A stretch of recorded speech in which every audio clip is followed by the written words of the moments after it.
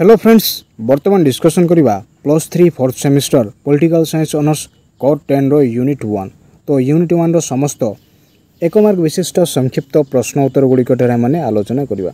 Video को आरंभ करने पूर्व जो मैंने वर्तमान पर्यंत चैनल को सब्सक्राइब करना सब्सक्राइब करनी, बेल आइकन टी प्रेस कर दिंतु, जहाँफल आगामी वीडियो नोटिफिकेशन गुड़िक सर्वप्रथमे आपण मान निकट में पहुँची पार।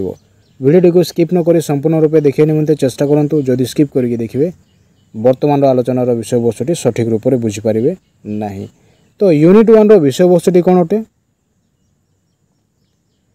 यूनिट 1 रो विषय वस्तुटी है ग्लोबलाइजेशन कॉन्सेप्ट्स। तो ग्लोबलाइजेशन कॉन्सेप्ट रो अंतर्भुक्त विषय वस्तु गुड़िक होची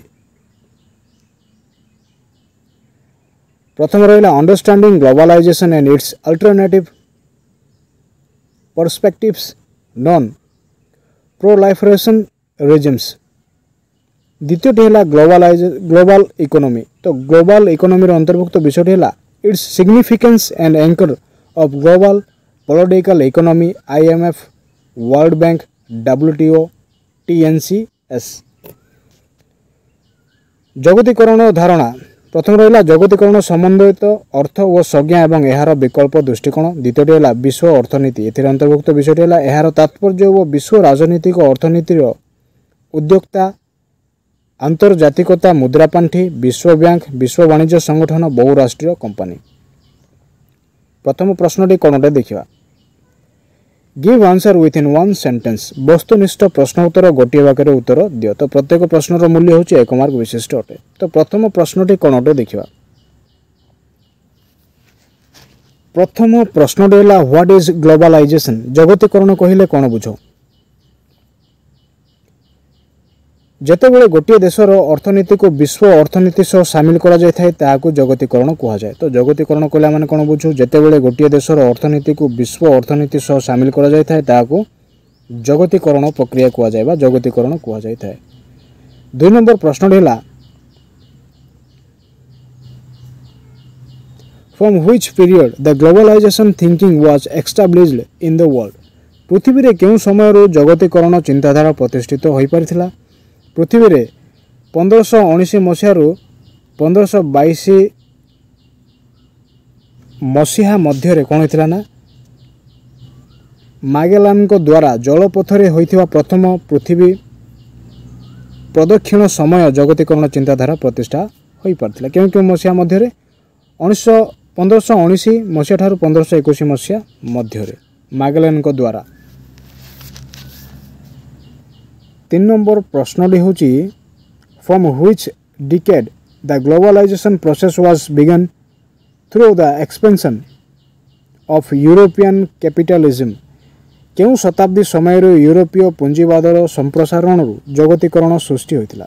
तो उत्तरटी होची विश्व पद्धति व्याख्याकार मानक मतरे 16 शताब्दी समय यूरोपीय पुंजीवादर संप्रसारण जगतीकरण सृष्टि होइतिला। विश्व पद्धति व्याख्याकार मानक मतरे 16 शताब्दी समय यूरोपीय पुंजीवादर संप्रसारण कौन होता ना जगतीकरण सृष्टि होता।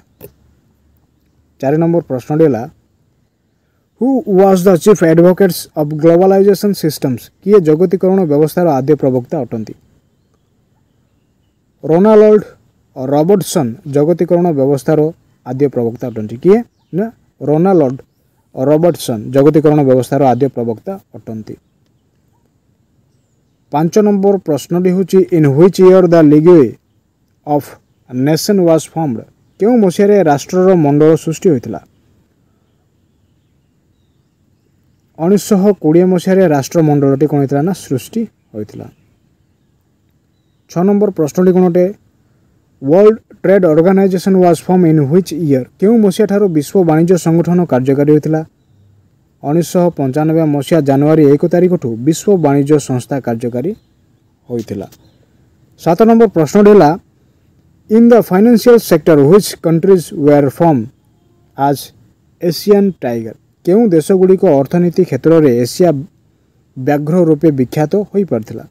तो से देशगुड़िकर नामटी है दक्षिण Korea Thailand Malaysia Taiwan Hong Kong Singapore आदि राष्ट्रगुड़िक जगतीकरण नीति को अनुसरण कर अर्थनीति क्षेत्र में एशिया ବ୍ୟାଘ୍ର ରୂପରେ ବିଖ୍ୟାତ ଲାଭ କରିପାରିଥିଲା। 8 ନମ୍ବର ପ୍ରଶ୍ନଟି ହେଲା the rapid process of globalisation process was begun after establishment of which institution. ବିଶ୍ୱ ସ୍ତରରେ କେଉଁ ସଂସ୍ଥା ପ୍ରତିଷ୍ଠିତ ହେବା ପରେ ଜଗତୀକରଣ ପ୍ରକ୍ରିୟାର ଦ୍ରୁତ ବିକାଶ ଘଟିଥିଲା? ବିଶ୍ୱ ବାଣିଜ୍ୟ ସଂସ୍ଥା ପ୍ରତିଷ୍ଠିତ ହେବା ପରେ ଜଗତୀକରଣ ପ୍ରକ୍ରିୟା ଦ୍ରୁତ ଗତି ବିକାଶ ଘଟିଥିଲା। କେଉଁ ସଂସ୍ଥା ପ୍ରତିଷ୍ଠା ଲାଭ କରିବା ପରେ ବିଶ୍ୱ ବାଣିଜ୍ୟ ସଂସ୍ଥା ପ୍ରତିଷ୍ଠିତ ହେବା ପରେ ଜଗତୀକରଣ ପ୍ରକ୍ରିୟା ଦ୍ରୁତ ବିକାଶ ଘଟିଥିଲା। 9 ନମ୍ବର ପ୍ରଶ୍ନଟି ହେଲା the global process was based on which policy. କେଉଁ ମହାନ ନୀତି ଉପରେ ଜଗତୀକରଣ ଆଧାରିତ ହୋଇପାରିଥିଲା? ଉତ୍ତରଟି ହେଉଛି ପୃଥିବୀ ପରିପ୍ରେକ୍ଷୀରେ ଚିନ୍ତା କରି କାର୍ଯ୍ୟ କରିବା ମହାନ ନୀତି ଉପରେ ଜଗତୀକରଣ ଆଧାରିତ ହୋଇପାରିଥିଲା। ପୃଥିବୀ ପରିପ୍ରେକ୍ଷୀରେ ଚିନ୍ତା କରି କାର୍ଯ୍ୟ କରିବା ମହାନ ନୀତିଟି କ'ଣ ଥିଲା ନା ଜଗତୀକରଣ ଆଧାରିତ ହୋଇପାରିଥିଲା। 10 ନମ୍ବର ପ୍ରଶ୍ନଟି ହେଲା which 3% contribution has made the World Bank of IMF। କେଉଁ 3 ଜଣ ବ୍ୟକ୍ତି ବିଶ୍ୱ ବ୍ୟାଙ୍କ ଓ ଅନ୍ତର୍ଜାତୀୟ ମୁଦ୍ରା ପାଣ୍ଠିର ଗଠନରେ ପ୍ରମୁଖ ଭୂମିକା ନେଇଥିଲେ? ଆମେରିକା ଅର୍ଥ ସଚିବ ହେନେରୀ ମୋରଗେଛୁ, ତାଙ୍କରି ଅର୍ଥନୈତିକ ପରାମର୍ଶଦାତା ହ୍ୟାରି ଡେକ୍ସଟର ହ୍ୱାଇଟ୍ ଏବଂ ବ୍ରିଟେନର ସୁନାମଧନ୍ୟ ଅର୍ଥନୀତିଜ୍ଞ ଜନ୍ ମେନାର୍ଡ କିନେସ୍ ନାମଧାରୀ 3 ଜଣ ବ୍ୟକ୍ତି କ'ଣ କରିଥିଲେ ନା ବିଶ୍ୱ ବ୍ୟାଙ୍କ ଓ ଅନ୍ତର୍ଜାତୀୟ ମୁଦ୍ରା ପାଣ୍ଠି ଗଠନରେ ମୁଖ୍ୟ ଅବଦାନ ଗ୍ରହଣ କରିଥିଲେ। 11 ନମ୍ବର ପ୍ରଶ୍ନଟି ହେଲା what is Britain Woods conference. Britain Woods ସମ୍ମିଳନୀ କହିଲେ କ'ଣ ବୁଝ? ଦ୍ୱିତୀୟ ବିଶ୍ୱଯୁଦ୍ଧର ପରିସମାପ୍ତି ପରେ ଅନ୍ତର୍ଜାତୀୟ ଅର୍ଥନୈତିକ ବ୍ୟବସ୍ଥାର ପୁନର୍ଗଠନ ପ୍ରସ୍ତୁତି ନିମନ୍ତେ 1944 ମସିହାରେ 44ଟି ରାଷ୍ଟ୍ରରୁ 730 ଜଣ ପ୍ରତିନିଧି ଆମେରିକା ନ୍ୟୁ ହ୍ୟାମ୍ପଶାୟାରର ବ୍ରିଟେନ୍ ଉଡ୍ସଠାରେ ଥିବା ମାଉଣ୍ଟ ଠାରେ ଏକତ୍ରିତ ହୋଇଥିଲେ। ତାହାକୁ ବ୍ରିଟେନ୍ ଉଡ୍ସ ସମ୍ମିଳନୀ କୁହାଯାଏ। ତ ବ୍ରିଟେନ୍ ଉଡ୍ସ ସମ୍ମିଳନୀ କହିଲେ ଆମେ କ'ଣ ବୁଝୁ ନା ଆମେରିକା ନ୍ୟୁ ହ୍ୟାମ୍ପଶାୟାରର ବ୍ରିଟେନ୍ ଉଡ୍ସ ଠାରେ ଥିବା ମାଉଣ୍ଟ ଠାରେ ଏକତ୍ରିତ ହୋଇଥିଲେ। ତେଣୁ ଏହାକୁ କ'ଣ କୁହାଯାଏ ନା ବ୍ରିଟେନ୍ ଉଡ୍ସ ସମ୍ମିଳନୀ କୁହାଯାଏ। ତ ଏହା କେବେ ପ୍ରତିଷ୍ଠିତ ହୋଇଥିଲା ପୁନର୍ଗଠନ ହୋଇଥିଲା 1944 ମସିହାରେ 4ଟି ରାଷ୍ଟ୍ରକୁ 730 ଜଣ ପ୍ରତିନିଧି ମାନଙ୍କ ଦ୍ୱାରା ଏହା କ'ଣ କରାଯାଇଥିଲା ନା ଏହି ସମ୍ମିଳନୀଟି ଗଠନ କରାଯାଇଥିଲା। 12 ନମ୍ବର ପ୍ରଶ୍ନଟି ହେଲା for which programmes the world bank has given loan to developing countries. କେଉଁ କାର୍ଯ୍ୟମାନ ପାଇଁ ବିଶ୍ୱ ବ୍ୟାଙ୍କ ବିକାଶମୁଖୀ ଦେଶମାନଙ୍କୁ ଋଣ ଦେଇଥାଏ? ପୁଞ୍ଜିଗତ କାର୍ଯ୍ୟକ୍ରମ ମାନ ପାଇଁ ବିଶ୍ୱ ବ୍ୟାଙ୍କ ବିକାଶମୁଖୀ ଦେଶମାନଙ୍କୁ ଋଣ ପ୍ରଦାନ କରିଥାଏ। ତ ଉତ୍ତରଟି କ'ଣ ଅଟେ ନା ପୁଞ୍ଜିଗତ କାର୍ଯ୍ୟକ୍ରମ ମାନ ପାଇଁ ବିଶ୍ୱ ବ୍ୟାଙ୍କ ବିକାଶମୁଖୀ ଦେଶମାନଙ୍କୁ କ'ଣ କରିଥାଏ ଋଣ ପ୍ରଦାନ କରିଥାଏ।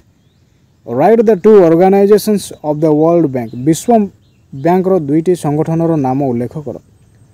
ଅନ୍ତର୍ଜାତୀୟ ପୁନର୍ନିର୍ମାଣ ଓ ବିକାଶ ବ୍ୟାଙ୍କ ଏବଂ ଅନ୍ତର୍ଜାତୀୟ ବିକାଶ ସଂଘ ହେଉଛି ବିଶ୍ୱ ବ୍ୟାଙ୍କର 2ଟି ମୁଖ୍ୟ ସଂଗଠନ। ତ ବିଶ୍ୱ ବ୍ୟାଙ୍କର 2ଟି ମୁଖ୍ୟ ସଂଗଠନ କ'ଣ ଅଟେ?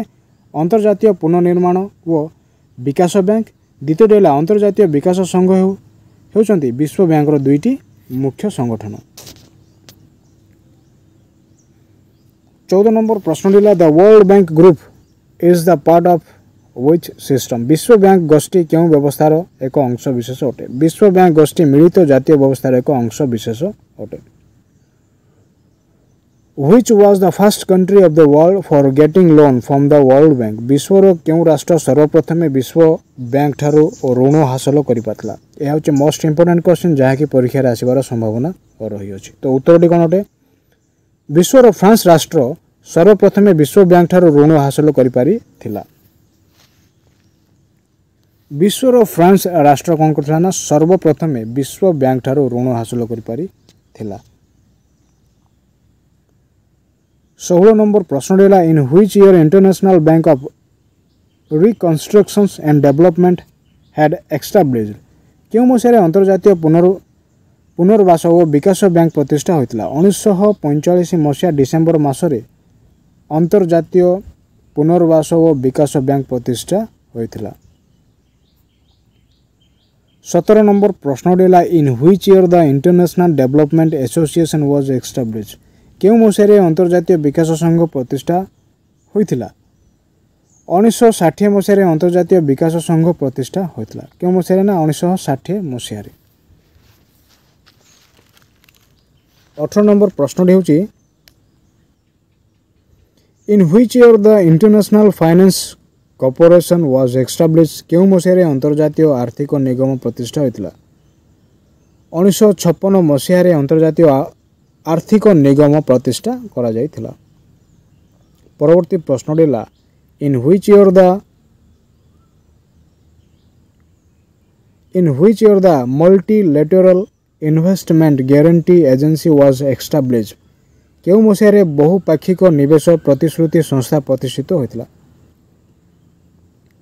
1988 मसीह बहुपाक्षिक निवेश प्रतिश्रुति संस्था कौन होता ना प्रतिष्ठित होता क्यों मसीह 1988 मसीह which country is the largest shareholder of the world bank विश्वर क्यों राष्ट्र को विश्व बैंक रो सर्वबृहत अंशदार अंशीदार थाए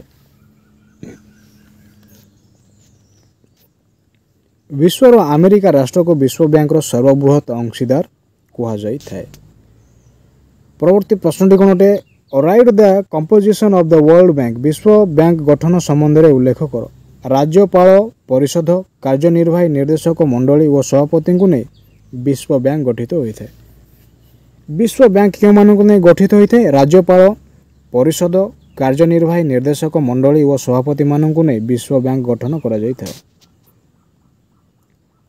22 नंबर प्रश्न रहा what is number of executive director of the world bank विश्व बैंक रे केते जण कार्यनिर्वाही निर्देशक रही था विश्व बैंक रे सर्वमोट 22 जण कार्यनिर्वाही निर्देशक रही था 23 नंबर प्रश्न रहा in which year the world trade organisation has formed क्यों वर्ष विश्व वाणिज्य संगठन जन्म लाभ करता 1945 मसीहा जनवरी मास 1 तारिख रे विश्व वाणिज्य संगठन जन्म लाभ करथिला what is the important role of world trade organisation विश्व वाणिज्य संगठन रो मुख्य भूमिका कौन विश्व स्तर में वाणिज्य व्यवसाय रे उन्नति आनी द्रुत अर्थनैतिक प्रगति आनिबा हेउची विश्व वाणिज्य संगठन रो मुख्य भूमिका तो विश्व वाणिज्य संगठन रो मुख्य भूमिका कौन अटे विश्व स्तर में वाणिज्य व्यवसाय रे उन्नति आनी द्रुत अर्थनैतिक प्रगति आनिबा हेउची विश्व वाणिज्य संगठन रो मुख्य भूमिका 25 नंबर प्रश्न रहा why did international development association was formed कौन पर अंतर्जातीय विकास संघ सृष्टि होता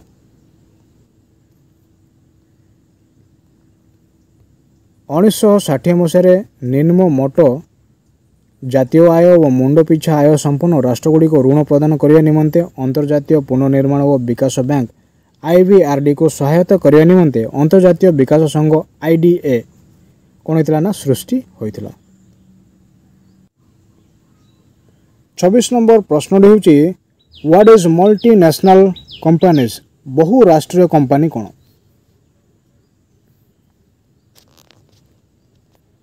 विश्व स्तरीय जो राष्ट्र कंपनी गुड़िक दुई किंबा ततोधिक राष्ट्र मानक उत्पादन व्यवस्था को नियंत्रणाधीन करने क्षेत्र में सफल हो पारि से बहुराष्ट्रीय कंपनी कहुए विश्व स्तरीय जो राष्ट्र कंपनी गुड़िक दुई किंबा ततोधिक राष्ट्र मानक उत्पादन व्यवस्था को नियंत्रणाधीन कराइबा क्षेत्र सफल हो पारि से कौन कहुए बहुराष्ट्रीय कंपनी कहुए how many members are there in multilateral investment guarantee agency बहुपाक्षिक निवेश प्रदान संस्था मध्य केते जण सदस्य रही थांती तो बहुपाक्षिक निवेश प्रदान संस्था मध्य 181 जन सदस्य रही थांती तो उत्तर कौन हो 121 जन सदस्य इन which year the international centre for settlement of investment disputes was formed क्यों मसीह निवेश द्वंद्वर समाधान निमंते अंतर्जातीय केन्द्र प्रतिष्ठा होता 1965 मसीहा अक्टोबर मास 14 ତାରିଖରେ ନିବେଶ ଦ୍ୱନ୍ଦ୍ୱର ସମାଧାନ ନିମିତ୍ତ ଅନ୍ତର୍ଜାତୀୟ କେନ୍ଦ୍ର ପ୍ରତିଷ୍ଠା ହୋଇଥିଲା। କେଉଁ ମସିହାରେ? 1956 ମସିହା ଅକ୍ଟୋବର 14 ତାରିଖରେ। 29 ନମ୍ବର ପ୍ରଶ୍ନଟି ହେଲା how many members are in the International Center for Settlement of Investment Disputes? ନିବେଶ ଦ୍ୱନ୍ଦ୍ୱର ସମାଧାନ ନିମନ୍ତେ ଅନ୍ତର୍ଜାତୀୟ କେନ୍ଦ୍ର ମଧ୍ୟରେ କେତେ ଜଣ ସଦସ୍ୟ ରହିଥାନ୍ତି? ନିବେଶ ଦ୍ୱନ୍ଦ୍ୱର ସମାଧାନ ନିମନ୍ତେ ଅନ୍ତର୍ଜାତୀୟ କେନ୍ଦ୍ର ମଧ୍ୟରେ 161 ଜଣ ସଦସ୍ୟ ରହିଥାନ୍ତି। ତ ନିବେଶ ଦ୍ୱନ୍ଦ୍ୱର ସମାଧାନ ନିମନ୍ତେ ଅନ୍ତର୍ଜାତୀୟ କେନ୍ଦ୍ର ମଧ୍ୟରେ 161 ଜଣ ସଦସ୍ୟ କ'ଣ କରିଥାନ୍ତି ନା ରହିଥାନ୍ତି।